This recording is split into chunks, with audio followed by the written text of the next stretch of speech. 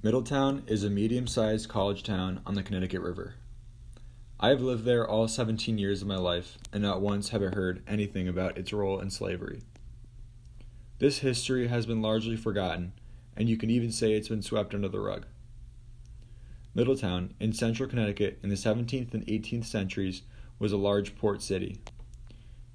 It was a center for trade and commerce. Cattle, beef, wheat, onions, potatoes, shad, and codfish were all traded through Middletown.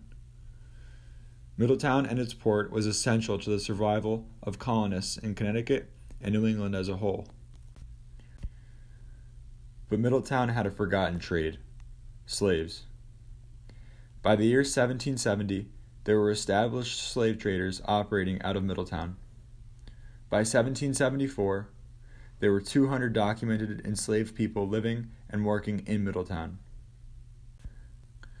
Not all stories that come out of Middletown's tragic and forgotten history are tragedies. The story of the Beeman Triangle is a success story. The Beemans were an abolitionist family living in Middletown in the 19th century. They were one of the first generations of freed slaves in Connecticut.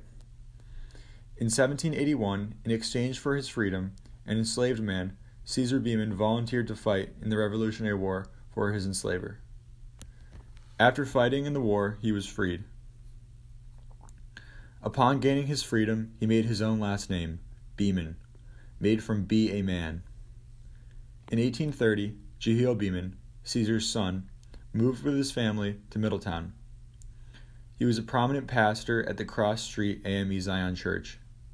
He, as well as others in his family, such as Leverett Beeman, fought relentlessly in the abolition movement.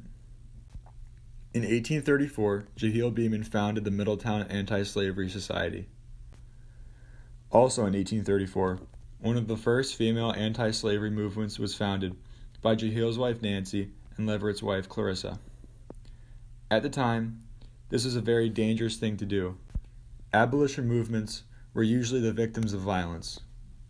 Members of the family and community were active conductors on the Underground Railroad, another extraordinary risk taken by the Beemans in the goal of freedom. In 1847, the Beeman Triangle was founded. Leverett Beeman bought land in Middletown and then sold other parts of the land to other freed slaves and their families. This community has been called one of the first planned black communities in America, and it was a symbol of strength and hope. In 2019, 350 years after the first enslaved people were brought through Middletown, Middletown was designated as a site of memory by UNESCO. Not only does this bring Middletown, Connecticut's role in slavery to light, but it serves as a reminder of the tragedy of slavery.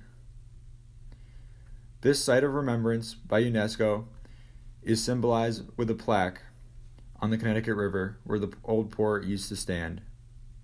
This is the first step of many steps being taken to remember and teach this forgotten history. Winston Churchill famously said, "Those that fail to learn from history are doomed to repeat it." This plaque is a crucial step in an effort to teach this history so that we may learn from it and ultimately never ever repeat it. This documentary is yet another step on that journey.